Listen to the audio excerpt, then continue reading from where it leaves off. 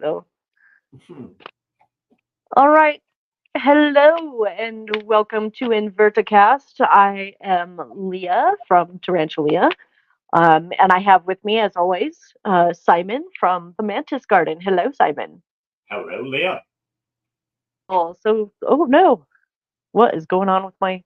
Okay, here we go. We're crazy thing. I must have hit a button or something.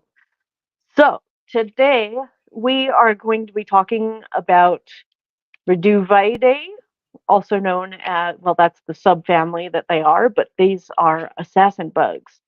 They're pretty popular throughout the invert hobby. Um, they're really, really cool pets. So we're gonna go ahead and jump right into talking about these guys and why we keep them, what they eat, what they do, and yeah. So Simon, do you have anything to start us out with assassin bugs? I know you have a few. You've made a couple of videos about them, yeah? I do. I have Pachymeris buccatatus and I have Cycaloarida. I'd like some more, Yeah. but they're quite difficult to get hold of. You know, the different species of them. Because Hmm. the African ones are quite chunky, nice and big, so they make pretty good pets. But I don't mind the smaller ones. Like you've got stuff over there, like wheel bugs, etc. Right. Um, Yeah. we just don't have here. So I would like some of those or something similar. So I have to Oh wait and see man. if they turn up in our hobby, of course, because I'm in the UK and you being in America, it's a different set of bugs, if you like. I'm going to say bugs a lot tonight because these are actually true bugs. True And bugs. Yes. yes, what you got to remember is all insects are bugs, but not all bugs are insects, which is, it's I going like around, that. around. I like that. That's funny. No, absolutely. True bugs. So true bugs are in a a subfamily of insects. They're that are known as hem And it, sorry, hemidip hemid right. yeah, hemiptera. I have trouble sometimes with the Latin words, It's, but it's um ancient Greek, actually. Hemi is it means half or part, and terra, as everyone knows, means wing. So it's just half wing? wing. Half wing, yes. So, Yeah. and that's exactly how they got their name, and that's why what makes them a true bug Mm. is that half of their wing is a hard kind of exoskeleton type material, whereas the other half is the mucus type of kind of a mucus or a membrane. It's a Um, open membrane on the end. So you've got like the last part of the wing, actually there, yes, on that. The last part of the wing is sticking out and it's just a membrane showing with the yeah, veins, etc. You should see 3 or 4 veins normally.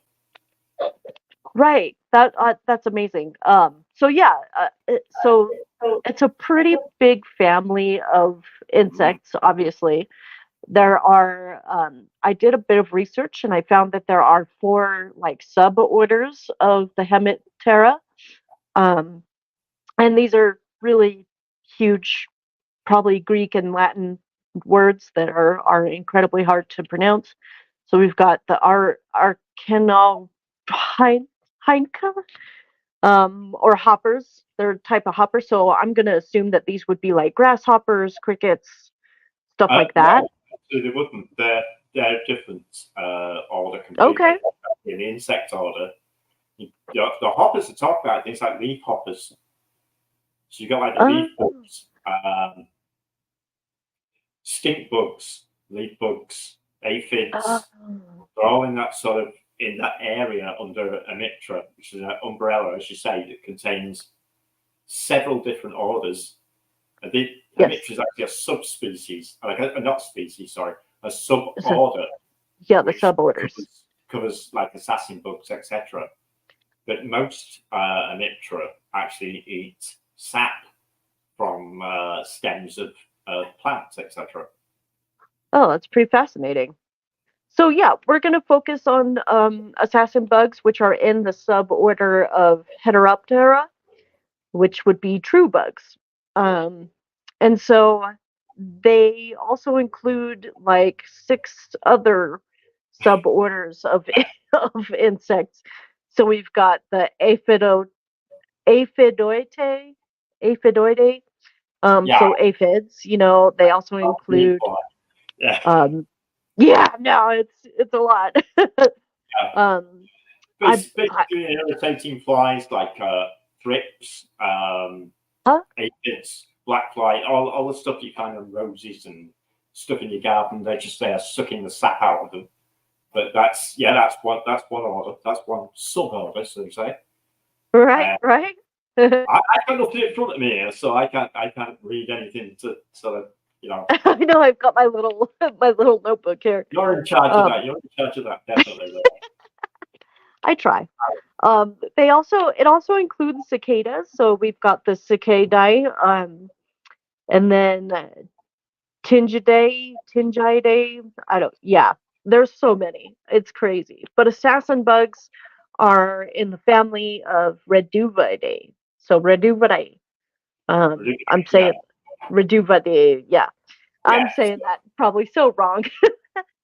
But these guys, they're really cool, and we can go with a little bit of their anatomy to begin with. So they have this beak-like structure as a mouth that they use to essentially puncture their prey, and it injects their venom, and then the venom basically helps to break down that inverts like insides and whatnot so that they can slurp up all the juices, and that's essentially, they are a carnivorous insect, so they prey on other insects, and so that's they use that little beak for.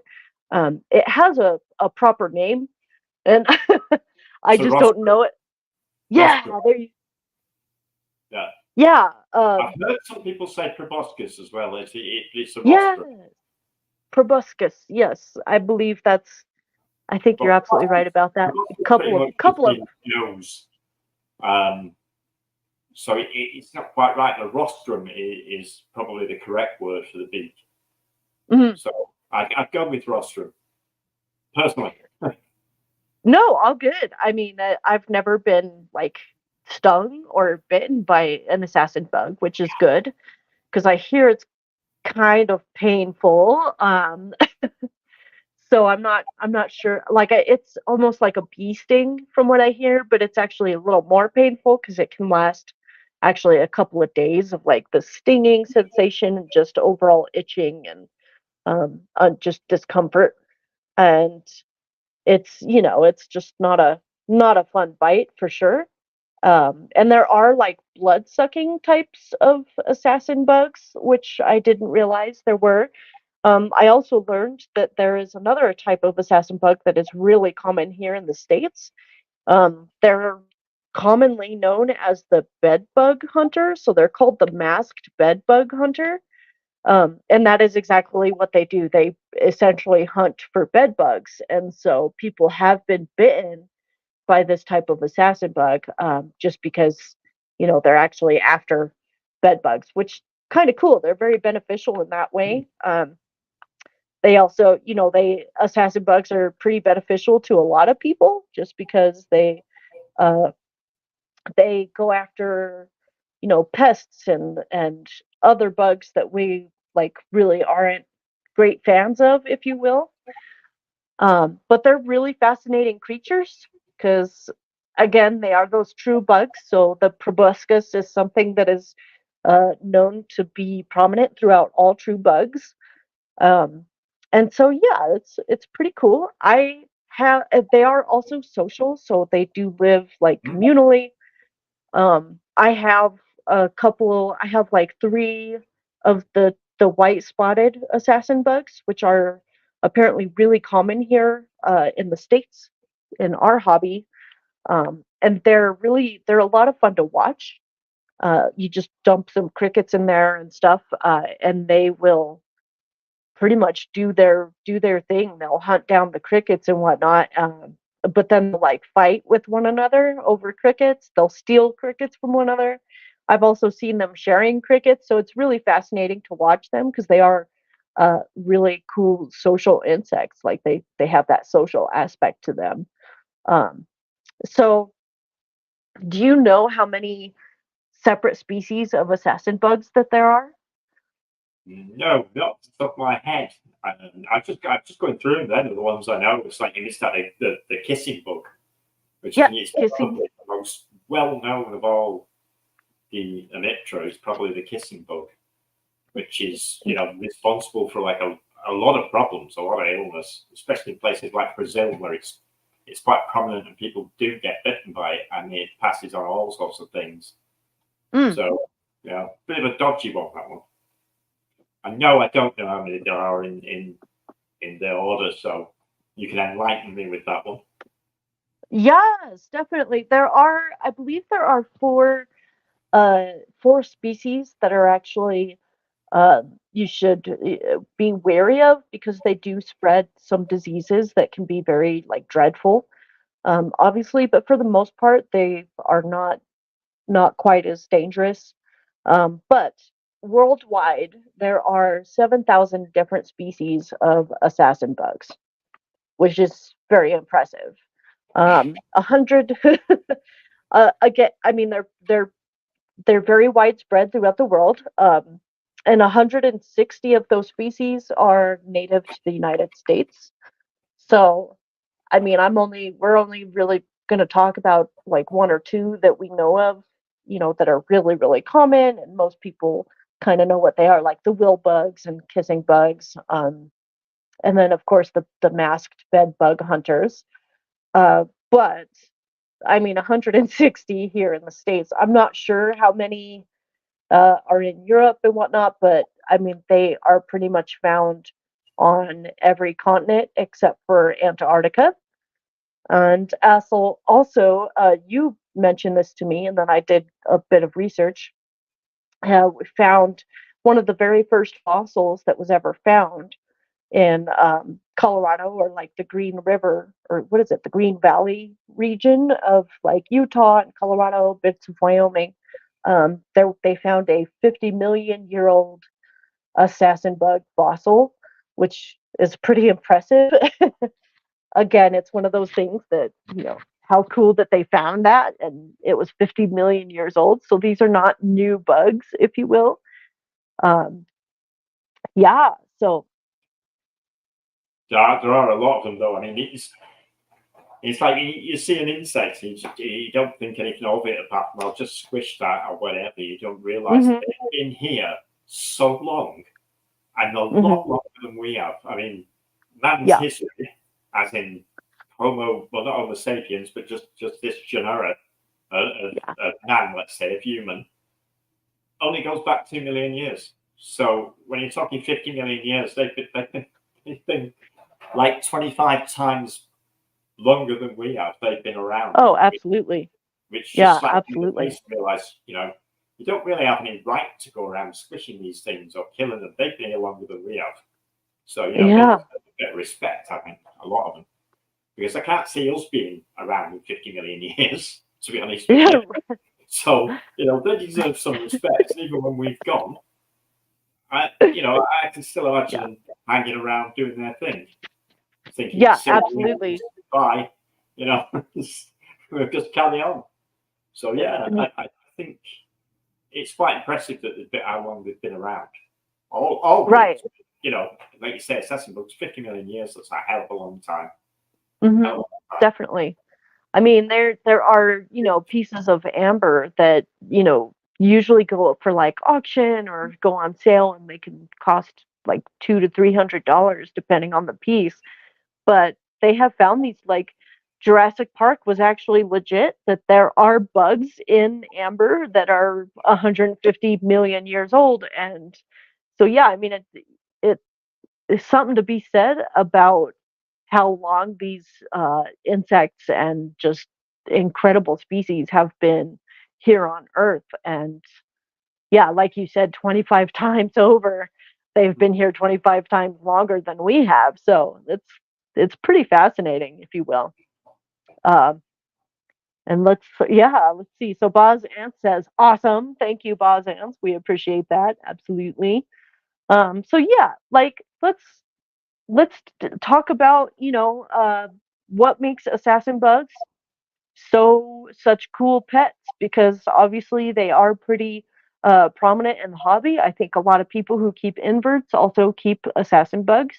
So, what do you think makes them such a cool pet, Simon? I think it's the feeding response, to be honest with you. And one of the biggest factors for me is my apprentice here behind me. I've got to keep them all in one pot each or whatever. Yeah. My assassin bugs are over there in a big tank, and there's loads of them, and they're just like hanging out together. They don't care, crawling over each other. Nobody gets hurt. No trouble here. Just as long as you've got enough food, they're quite happy to live communally, which is something that, if you're used to keeping things like mantis or even tarantulas that you can't keep together, you get one bug like this, you think I can put 10 in here or 20 in here and they're fine together. So really, it is a big attraction, I think. And also you've got several different species. They're very colourful. They're beautiful to look at. And the feeding response is brilliant. I mean, you can chuck a handful of crickets in, and you might have 10 on the floor going for different things. Whereas, like, if it's a spider or a mantis, you just give them one thing each time, and that's it. Right. So, but just chucking an handful of them, watch them all go crazy over them, sharing and fighting over them. It's, I just find it really fascinating to watch. And as a bonus, you can make the tank look nice. You can plant with real plants. You can do a background. You can make it look nice, and they won't ruin it at all. It's brilliant. Whereas, mantis don't really ruin it, but you can't have the plants and gotta be so busy, otherwise it disturbs the molting. So there's a problem there. As you know, tarantulas, they kind of mess things up quite a lot. They do. And you've got other inverts like that would mess it up or eat the plants or dig them up, like giant millipedes, for instance. Dig everything up, they don't care. Eat the They do, yeah. So you've got a tank there, which is basically a terrarium. You can have it as nice as you want. Bung some assassin bugs in. Everybody's happy. You've got some absolutely. Bugs. You've got colourful bugs. You've got a nice looking tank. And it's going to stay that way as long as you keep throwing the food in. So, I'm all up for them. I think they're brilliant. Really are. Super cool bugs. I think so too. I actually really like that they are very colorful, especially the Horida species. I forget what the Cytala horrida. Cytala horrida, yeah. They're beautiful. They're such a beautiful species. I also think that they make great pets because they have that social aspect. Just like you said, they're going to be, chasing crickets around and fighting one another for crickets. They're going to, sometimes they share the crickets, which is another really cool thing to watch because, like you said, with mantises and tarantulas, they don't really do that a whole lot. I mean, I can think of one species that is kind of communal in the tarantula hobby. So, like the Monocentropus balfouri. Yeah. They, and if you get a big enough colony of these guys, like they will share prey items, but not like the assassin bugs. Definitely not. Or the, Cytala horrida. Yeah. I mean, they're just so cool. They're really fun to watch. It's fun to watch them hunt. And then once they get their prey, it's kind of cool to see their proboscis come down and stab the cricket. I like watching them grow. I like, because throughout their lifespan and their molts and whatnot, they kind of change color. They start to look differently. Those wings are coming through. I mean, they're pretty fascinating creatures, absolutely. And I think they're kind of underrated, to be honest. I think they're just one of those inverts that's just kind of underrated. People know about them and possibly enjoy them, but I feel like they just don't get the credit and attention that they really deserve because they are really, really cool. Yeah, true, fantastic. I mean, you've got the others playing for them. I mean, molting, you don't have the same problem with molting. You're not worried about molting. They will hang like a mantis on the back, but they'll hang anywhere, and they'll just slip out the molt, and there's no worry. Yeah. Not like it would be with a spider or a mantis, the molt, and you're like, quick, don't disturb them, don't make any, because they'll fall off and die or whatever. But with those, it just doesn't really matter at all. And the other thing, pairing them. You haven't got the same problem we've got with tarantulas and mantis, where you're pairing them and it takes hours and you're messing about. You just stick them in the tank and they'll pair themselves. It's great. They just lay some eggs. Yeah, they do their own. That's it. They do their own thing. And... If you've got 10 adults, you're going to have 100 babies in a matter of a month or two. Oh, I believe it. I believe it. You know, you can't fault them. I can't find anything wrong with them apart from finding somewhere to put the babies. Right? If you don't sell them, you've got thousands of them because you just keep reproducing. They do. I have 3 that are still like juveniles and nymphs. I think one that is on the verge of becoming an adult, but the other 2 are still pretty small, and they're just they're juveniles, if you will. But they're, like I said, they're a lot of fun to watch. They are really, really cool. And they're pretty. Mine have those pretty like stripes, the yellow stripes on their legs. They don't quite have those white spots on their back just yet. But I'm looking forward to seeing that as they grow.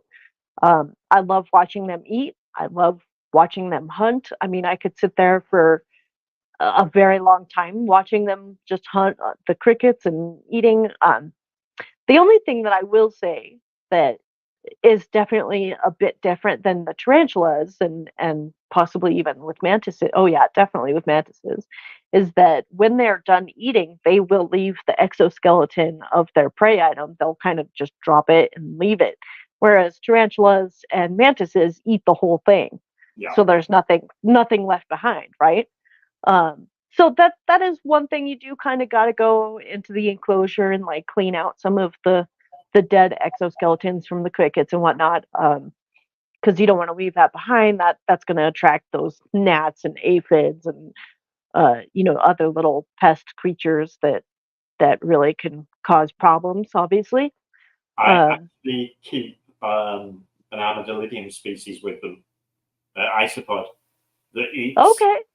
They eat the bodies, the leftovers. So I never have to remove them because they eat them. So it's not a big deal. I see, and I never thought to keep the isopods in with the assassin bugs because I was worried that, the assassin bugs would actually eat the isopods, but I suppose they wouldn't. If they're really hungry, they will have a go. But generally, if you feed them crickets, they'll go for the crickets. I mean, the armadillidium species are really tough. So, and they're good at getting away from things, to be honest with you. They're really good at it. Because they roll up in a ball, it's quite difficult for them to bother with. So, I find out no problem with them at all. They just carry on eating and breeding. So, I might have to introduce. Have to introduce a few. yeah. Just make sure the cheap ones. Yeah, right. And I do know that assassin bugs will become cannibalistic if there is not enough prey items for everybody to eat. So that is another thing to kind of watch out for with these guys. But as long as you are feeding them properly and you put enough prey items that everybody at least gets 1 or 2, then you shouldn't have a problem with the cannibalistic tendencies from these guys. But there's just such a fascinating creature, and there's actually a lot of benefits to assassin bugs in the environment. I know they actually help with pest control, and we talked a little bit about crops and farmers using beneficial insects to kind of keep those pest populations down, to protect their crops, and assassin bugs are one of those inverts that is actually really beneficial to farmers. Unfortunately, they're not really used as much as like ladybugs and mantises are throughout the farming population if you are the farming community, which I think is a real shame because I think they're a lot more efficient than ladybugs and mantises probably would be. They probably are. I think it's the fear of the fact that they can bite us. I think that's a bit of a concern. I think that's probably why you don't use them. Yeah, I could see that because you're probably right. Sorry, I'm sorry, Simon. Yeah, it's like if wasps, for instance, was a good, which they are really good for getting rid of things. Absolutely. But you wouldn't. If I had a farm, I can't imagine. Just let this wasp swarm go, because I'd be frightened of them stinging me. So yeah, I can see the same thing with assassin bugs. You'd be like, should I put 10,000 assassin bugs on my crops or not? So it's like you get bitten to hell, I should imagine. So and they do really hurt. You were saying before about you not being. Yeah, they do hurt. Yeah. They're not a pleasant bite at all. So yeah, definitely not. It isn't something you want to get bitten by or test. So, but also when I say this, don't believe the coyote guy either, because rolling on the floor screaming, that's ridiculous. Actually, he did an episode where he purposely gets bit by a lot of creatures, but he got bit by a Goliath bird eater, which obviously is like the largest tarantula species in the world. And his reaction to the bite was just kind of like, you can't be serious, bro. Like, that is not, no. Because the way he reacted to it, the way he put, that pain scale of that bite, I was just kind of like, no, I think he's full of crap. And I hate to say that about him because, he does have a lot of really great information about, inverts and creatures. And, so as far as that goes, I really love what he does. But when it comes down to like when he's actually taking the bites and stuff, it's just kind of okay. I feel he over dramatizes things a little much. Just I think for that attention, kind of that clickbait, if you will. So yeah, don't put a ton of stock into him and his reactions to bites. I agree with you on that. But the information that he puts out on the species of critters that he's being bit by is all really great information. It's just the rolling on the floor business and the screaming and it's like, you are not serious, mate. You are not serious. They do not hurt that much. It's like, and the other thing I don't like is like say he got bitten by Goliath bird eater. He must have really, really wound that up for it to bite him because they just don't bite us, do they? You know that. No. They don't bite us on purpose. So no, definitely not. Biting, you really got to wind it up, and I don't like that. I don't think that's fair on the creature, to be honest. Yeah, I agree, and I feel that it kind of plays into that fear mongering side of things, where okay, this is really scary, like and it's just not. It's not really fair to the creature, to be honest. Like it's not really giving that creature a fair shake. Because then you're just breeding fear into people. You're just like giving them reasons to fear things. And it's like, no, let's give people reasons to understand and to embrace these, but yeah, I agree. I feel like his reactions they're just over the top and it's kind of silly. If you can put a assassin bug on your hand, I don't recommend it. Yes, it does bite you, but you can put one on your hand and it will walk around your hand. And unless you start poking it, 99% it's not going to bite you. You're not. Oh, that's food. It's just something to walk on. So it's not going to bite you. It's not going to attack you. Sometimes they go for your fingers in the tank if you put your hand in.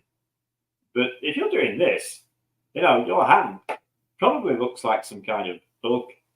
So I don't really blame them for that. As I say, I don't either. And it will walk on your hand, and it's fine. But I Yeah. wouldn't advise anybody to handle them. Just I because agree. they might bite. But if you really, really want to, you can do. I But mean, no, they have the potential, but it's not, it's not going to be a deadly thing. It's not going to be something that you're really going to need to worry about so much. Like I said, there are a few species, but they are in more kind of remote areas of, like the Amazon rainforest and stuff like that, that they will kind of spread. There's a couple of diseases that can be very problematic, obviously, but those species are going to be pretty rare. Like you're not going to come across them, in your backyard or something like that, definitely So not.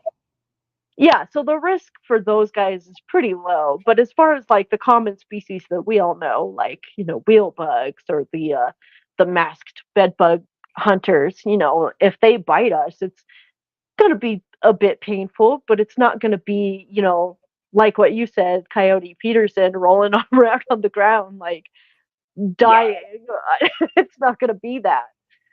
Um I haven't been bit, so that's fascinating. I know you said you have. So, do you have any like firsthand experience? Like, can you tell us a little bit about what that experience was like? It's just a lot of swearing, really. I can imagine. Yeah, that's all it is now. That's sort of attitude. Sure. But nothing else. Nothing more than that. Swear at it a few times. And, Yeah. Yeah. That's it really. But it's not pleasant. Did it draw any blood at all? Was there, because I know Yeah, it's more of a like a puncture wound, right? I mean, were you able to yeah, uh, that's it. Like you do. It's gone. just a little okay, cool. So I mean, the Pinprick. bites really aren't as much to be worried about. I mean, if they do draw blood, it's probably not going to be a whole lot. Just that tiny little boop, But which is great. if you don't like blood, then it's don't handle them. I Yeah. mean, this guy has brought more blood. Uh-huh. You know what I mean? So Your mantis. yeah, this guy can bring a lot of blood. Believe it or not, Oh. a hell of a lot of blood. It grab you if I was feeding it like that now and it grabbed my finger instead of the food, Uh-huh. it would cut it, and it would cut it in several places and enough to bleed. So Oh. yeah, I would say they're more dangerous. They're scarier. A bit Okay. more. It's scarier than definitely scarier than an assassin bug. So if you've got a mantis, you've got a pet mantis, don't worry about your assassin bug. That's not the one that's going to hurt. That's No, yeah, I think I've been bitten by a mantis. I think I've been bitten by a spiny flower mantis, uh, that African species, this and guy. yeah, that guy. That's funny flower, yeah. I love them, and even though I did have and it wasn't a bad bite. It didn't hurt as much as you might think it would. It was a little bit of a sting, but nothing like it didn't even last more than like 10 minutes.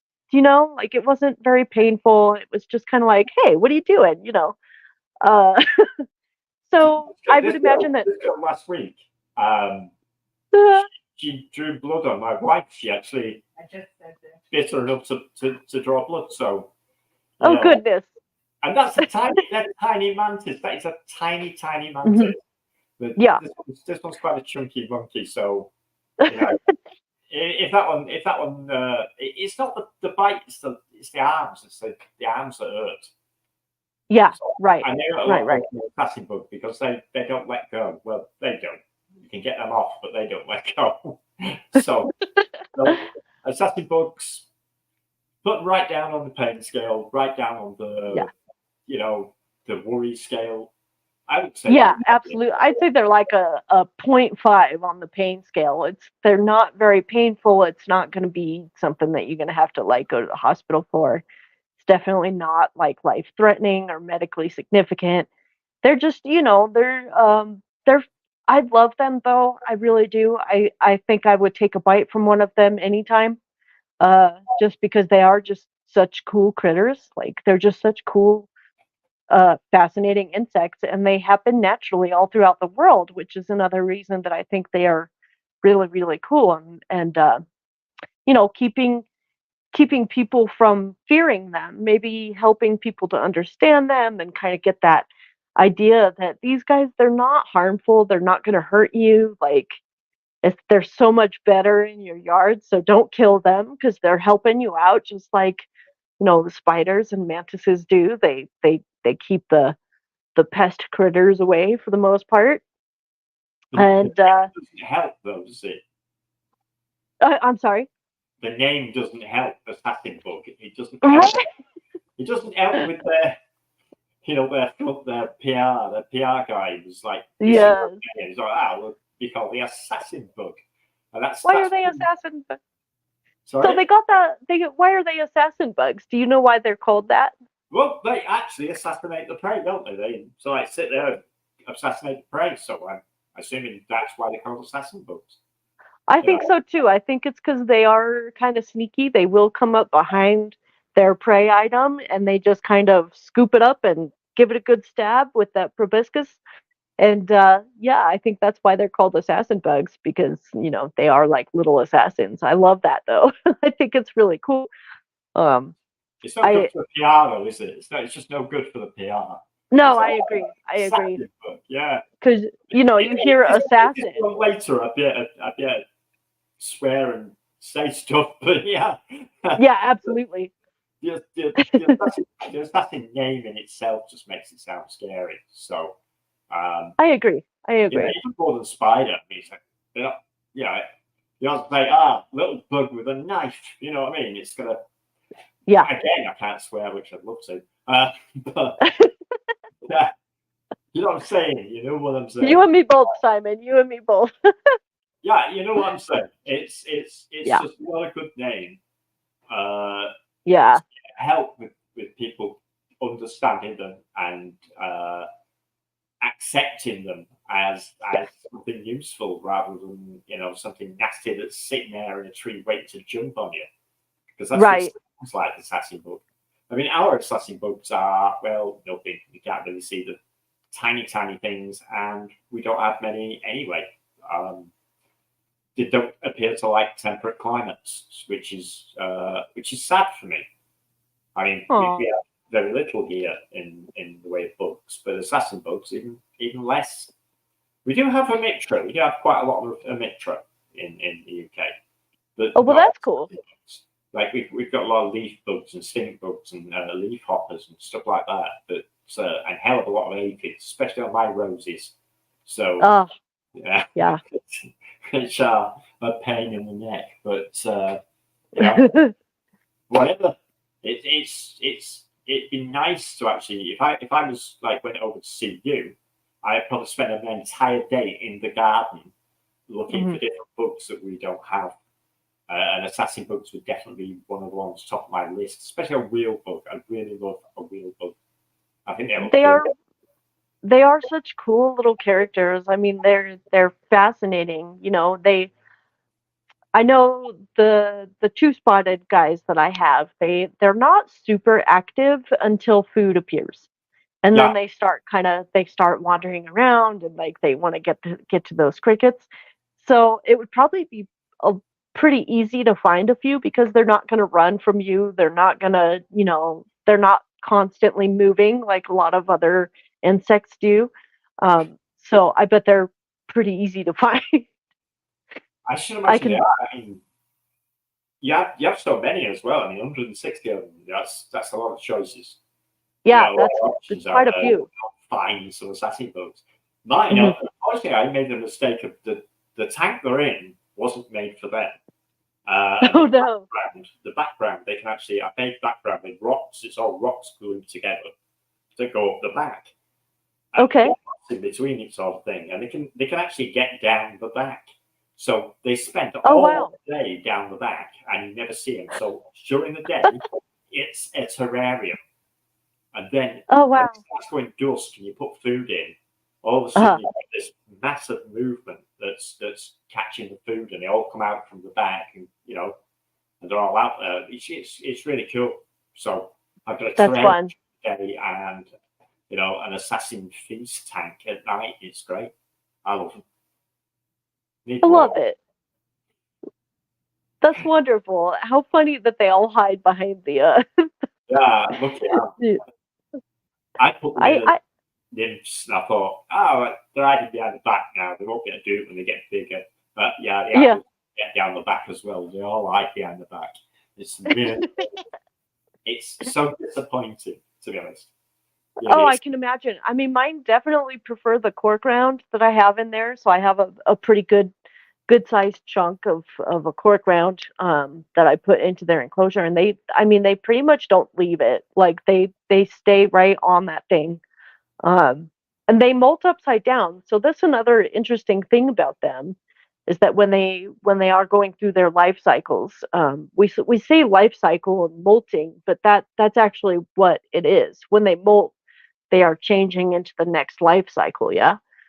And they do it upside down. So they're hanging from, like a leaf or the part of the cork round. And as they molt, they just kind of slip right out of their old exoskeleton. And I know mantises do it upside down as well, like from hanging from branches or leaves. So that's really quite fascinating. Do you know why they do that?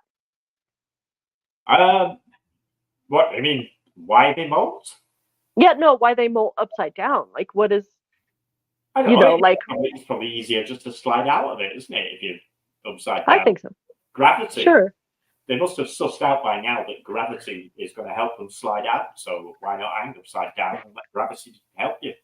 Yep, gravity just pulls you right out. Yeah.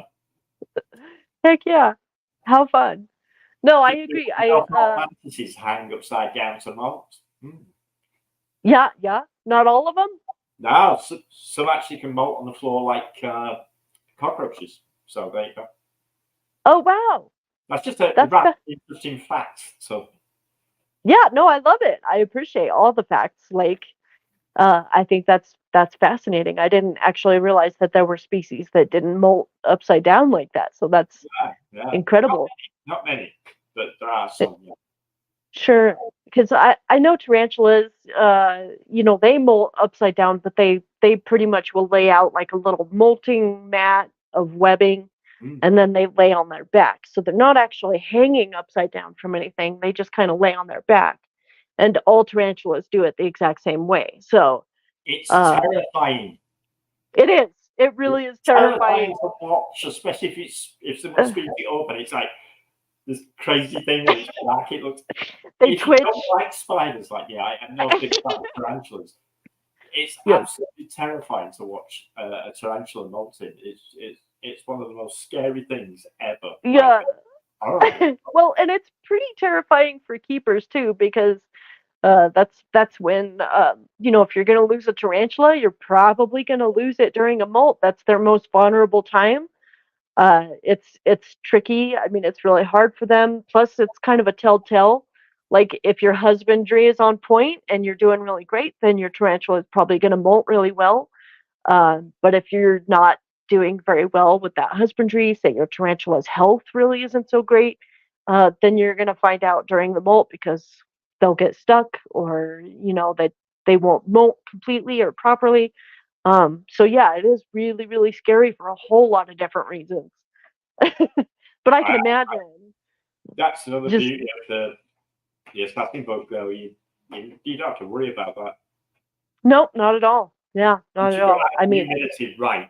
As long as you've got some humidity, 50 to 60%, they're quite happy. I mean, they'll live higher humidity as well, but 50 to 60, they're absolutely fine. Yeah, no, my little in most countries. I mean, it doesn't get 50 to 60 here. No. In a normal house, but in most countries it sort of does. So they're pretty good pets for that. You don't really have to give them anything.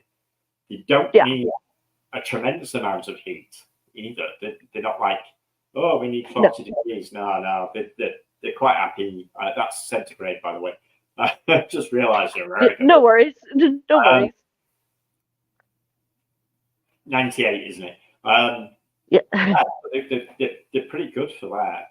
I like I've got them over there near the window, so it must drop to about 16 degrees in the night Sure. time, and they're quite happy. They go a bit slower, but they don't die. So that's Right. another thing. I mean, they are from Africa, and people think, oh, Africa, that's really hot. Not everywhere it's not, and at night, Not everywhere. in Right. some places at night, it gets really, really cold.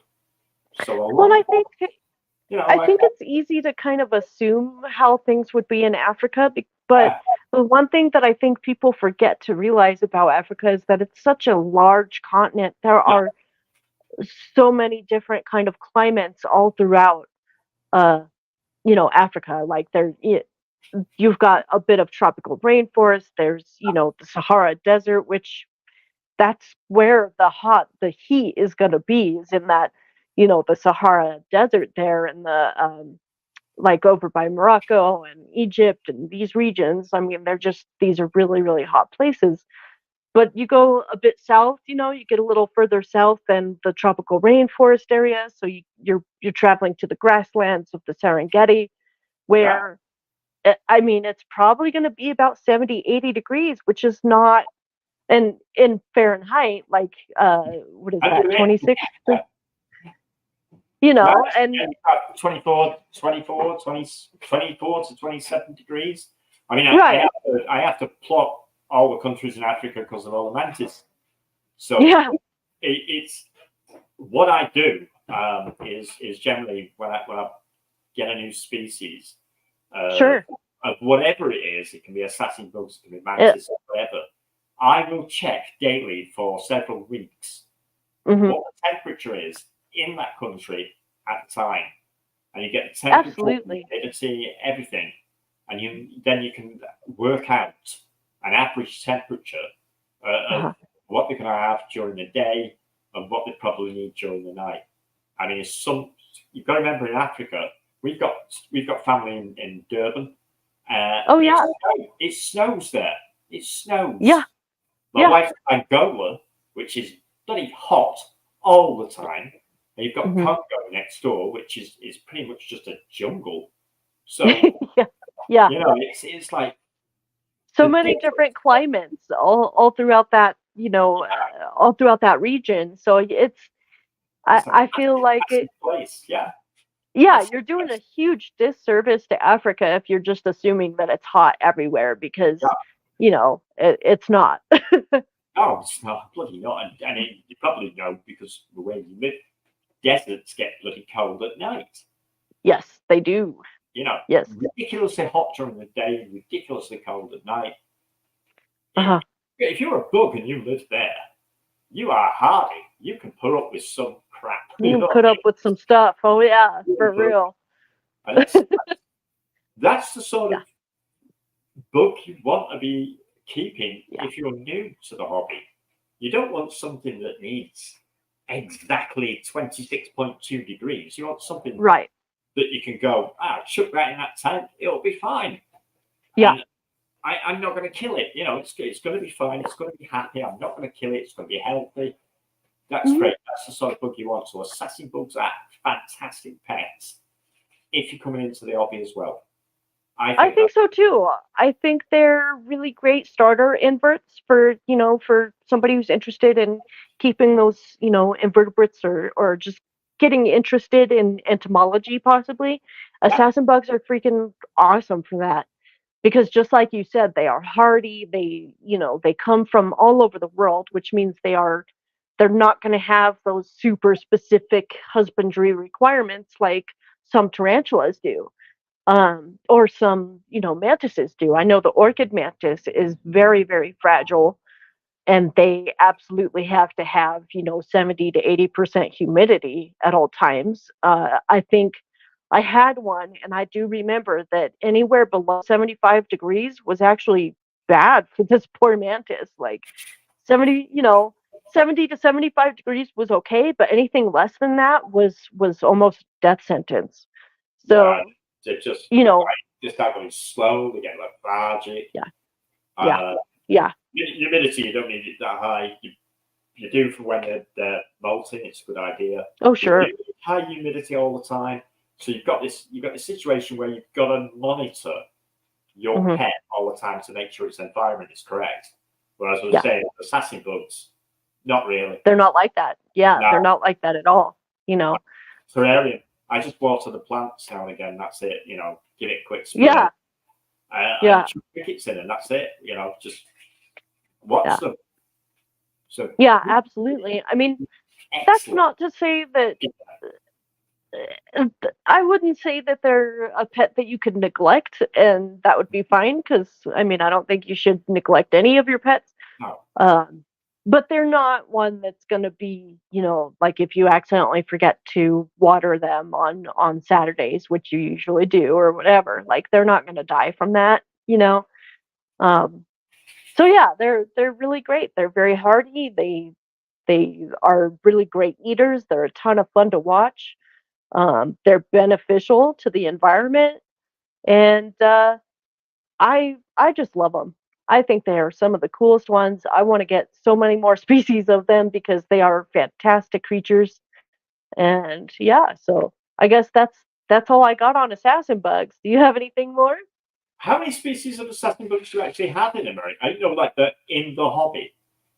In the hobby, I would say 2 or 3, actually. Yeah. Yeah, I'm not really sure that there's more than like the 2-spotted, the Pteranopta or the Horridas, and I mean I'm sure there's probably some native species here to the States that people probably keep, but that's all I know of. I might have to look around and see if I can't find like more different species that people keep, but man, that's why I'm saying they're so underrated because they're just, they're really, really cool, and we should be keeping a lot more of them for sure. Well, over here we have like the 2 or 3 species. You've got the white spots, you've got the yellow spots, and you've got the and that is sort of it as far as assassin bugs are concerned for availability. Yeah. And Africa's a big place. It's got quite a few different assassin bugs. I'm going to guess that they probably have the majority of species that probably live in Africa. I think I would bet. Africa and Asia and probably South America, top end of South America, South and Central, is sure. where the really cool ones are that you'd want to keep as a pet. I mean, they don't have to have loads of different colours to keep as a pet. Right. They just have to be cool. That's the thing, isn't it? You want something that's cool. I mean, heck yeah. These are cool looking. I just want something that's cool, like hunting and stuff. So it can be like this jet black thing, but as long as it's like weird or something, goes for it.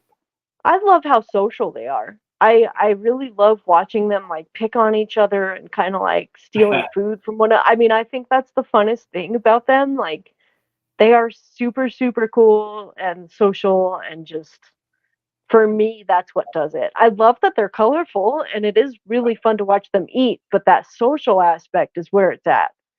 I think very much so. Very much so. It's a question I always get asked. People will send me a message on whatever, Facebook or whatever. I don't look at, does this mantis, live with other mantis? I get that question so many times. I have to say, no. I go, okay, thanks. And that's it. They don't buy a mantis. So, right, that sucks. It does suck, yeah. Because you get a lot of people that are used to keeping things like isopods where you've got hundreds of them, or ants, hundreds or thousands of them. And they're like, I think I'll get into another invert. And then they know spiders don't like each other. And they'll ask about mantis, but they never ever go, got any assassin bugs? And they should. They're so that question. It's just so frustrating how underrated they really are. I mean, they're so much cooler because of that social thing. And I mean, nothing against mantis. I love mantises. I love my tarantulas. But they're not, playing with one another. They're not picking on each other and stuff. We have to keep them separated. Otherwise, you are gonna, you're gonna have one big fat one. That's But absolutely true. Yeah, yeah. I actually yeah. experienced that. Yeah, in the last week. So Oh yeah, no. yeah. One of mine got munched on by another one, but not when it was breeding. Well, it'd been out, and that's the first time ever. Oh But yeah, geez. I did. So oh well. I can imagine. But That's what I think. yeah. But assassin books, fine. I'm gonna ask. I got a friend who likes taking pictures of the insects. So Oh um, cool. and it does professional stuff. So what I'm going to do next time is say, how about taking some photographs with assassin bugs, and then I can plaster them and spam them all over Facebook and Instagram and everywhere, and hopefully Yeah. bump it up a little bit and see get more people into them because they are super cute. Yeah. They're And really cool. here's Absolutely. of them. I don't know about America, but here they are cheap. Oh yeah. No, here in the So States I got my 3 for about $12. So I got $12 and I got 3, which is a really good start, kind of a good starting point.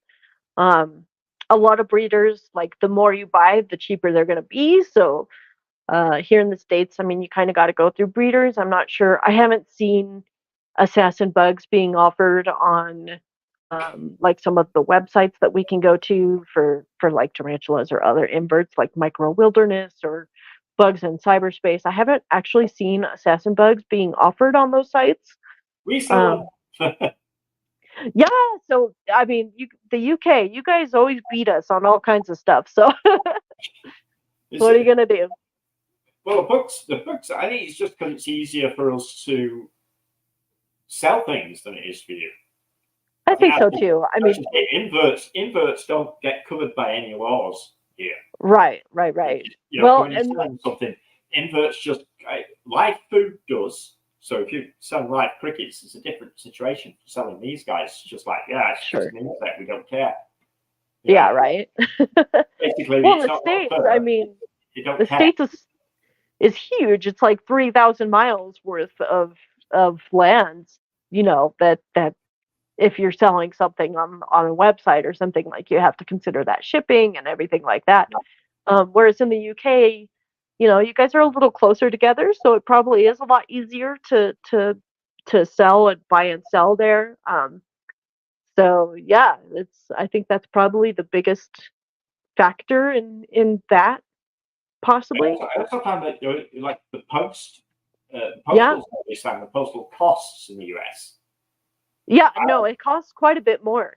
Yeah, Yeah, I know it's a yeah. friend of mine got some isopods, and Mhm.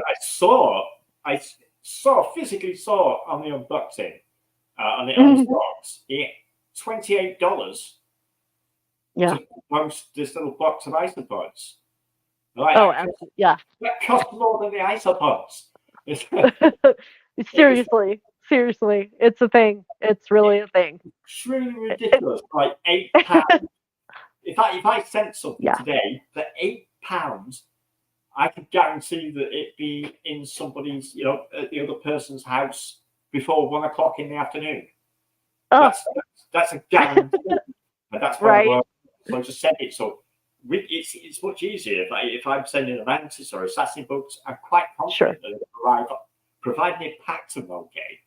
I'm Yeah. confident they're going to arrive alive in less than 24 hours. The guy's going to be opening that box.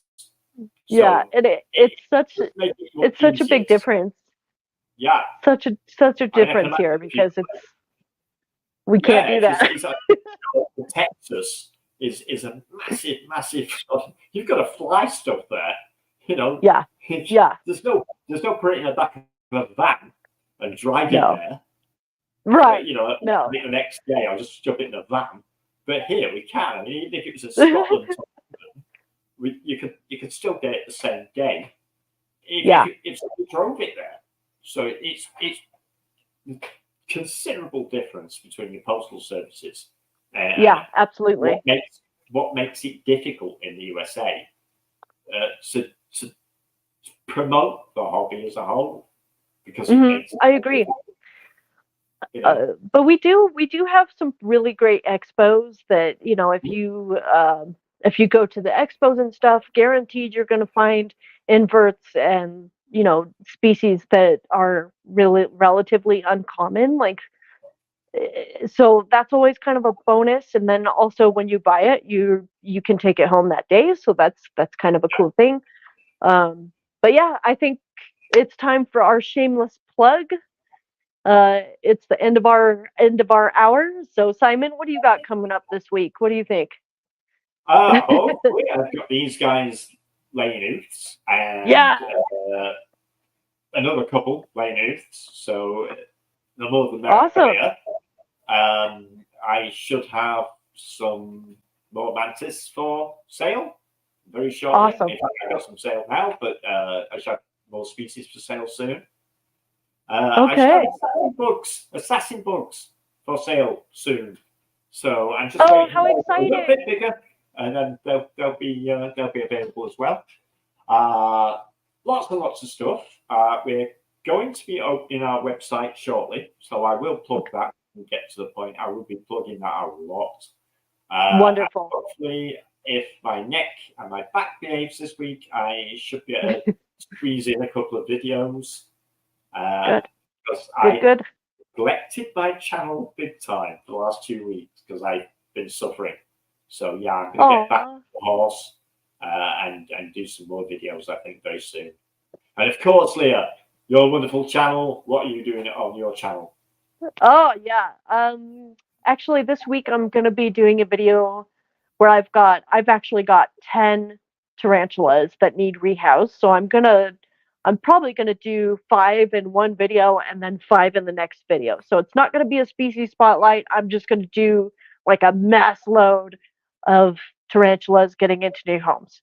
So be looking out for that. And then the other thing I've got babies. I've got little baby Phidippus audax that I'm trying to pawn off on everybody I can possibly think of. They're really cute. They're cute. I love them. But I don't want this many because it's hard to feed so many of them. But yeah, so there's that. Otherwise, yeah, Tarantula. Check out Inverticast. There's a new arachnophobia movie that's coming out probably within the next couple of years, and it looks like they used actual species of like tarantulas and spiders, kind of like what they did in Eight-Legged Freaks. So that's going to be fascinating and interesting. So I'm looking forward to seeing that. Otherwise, that's all I got. Avoid them. Yeah. So I've got on a list of movies never to see. Well, you would be surprised. Eight-Legged Freaks is actually a really fun movie. It's not really scary. It's just funny. Yeah, I actually bought that. I actually bought the DVD for that. It's a great movie. I love it. I mean, it's funny. But yeah, it's yeah. It was very good, but I think the only thing I remember is that all them spiders coming out of that man or woman's mouth. I can't remember, something like that. And the spiders that just because it's kind of kooky. I don't know. I don't know about all that, but so it was a bit mental. But yeah, if you're into that sort of thing, then go for it for sure. Absolutely. But I've been looking at more spider rehouses because yes, ours are due a rehouse. We got 2 new spiders this week. Oh, how fun! So please don't ask me what they are. I don't know. Because obviously I'll have to ask Lily. Spiders. It's Liliana who keeps the spiders. Yeah. She got 2 new ones this week. I think wonderful. One of them is a Bumba Arida. Oh, cool. So the Brazilian redhead, I believe, is with her. Yeah. Something like that. And it was a dwarf tarantula, and she's telling me what they are. She's telling me. Oh, vegans. The vegans. Oh, little cuddle vegans. Yeah. The Mexican red rump. Awesome. Yeah, that's the one. It's tiny, that one. How cool. How fun. Congratulations. That's fantastic. Love it. There was actually presents from Love Bites or Sharon. She went to a show last weekend and she brought us these spiders for Lil. So I thought that was pretty cool of her. That and is. she brought me some banana roaches. Oh, cool. So I got that. We added to the room, as it were, this week. Yeah, the menagerie. These are pets, so it's not like stock. I mean, I can tell you what stock we got, but yeah, it's a bit dull. But these are pets. So I got banana roaches, and she got a couple of spiders. So we're going to be able to do some rehousing because a lot of the spiders have molted now. So we want to get them into something more permanent because they're in the boxes. So yeah, we'll be watching. Definitely watching your rehousing. I will be watching for that. Absolutely. Well, in the meantime, thank you so much, everybody, for checking out Inverticast and joining us for this wonderful talk about assassin bugs. Get out there, check out some assassin bugs. Hopefully, we can kind of boost them in the hobby because they're just too underrated for as cool of a pet they are. But again, thank you, everybody. We absolutely love you. Don't forget to love your inverts. We will see you next time. See ya.